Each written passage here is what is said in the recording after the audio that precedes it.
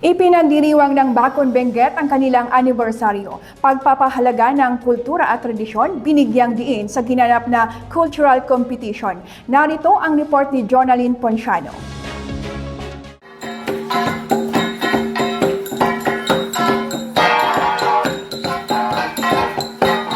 Bumidang mayamang kultura ng Bacon Benguet sa ginanap na cultural competition bilang bahagi ng ika-90 na anniversary celebration ng bayan.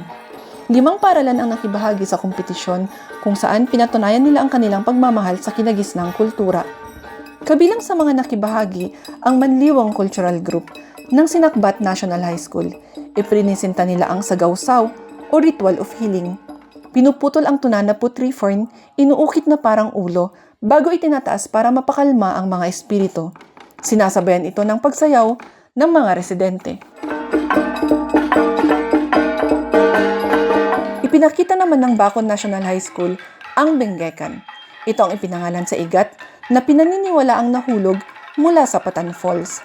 Ang balat nito ay ginamit na pantakip sa ulo ng sulibaw na nang patunugin ay nagdala ng ulan sa kanilang bayan.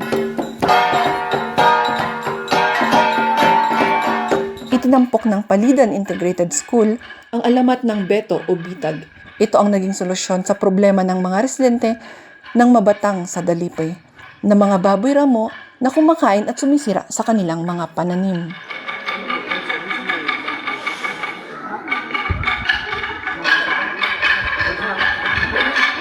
Pinamagatan namang The Price of Anger and Misunderstanding ang presentasyon ng Ampusongan National High School. Binibigyang diin nila na walang magandang na idudulot ang hindi pagkakaintindihan.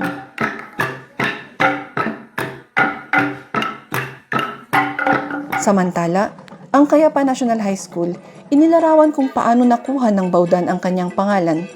Ang Bawdan ay kung saan tinatali ang mga mababangis na hayop.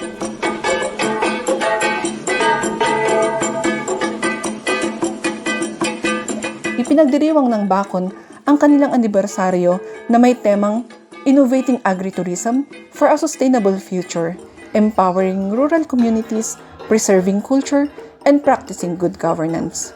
Jonalyn Ponciano para sa PIA News, Cordillera.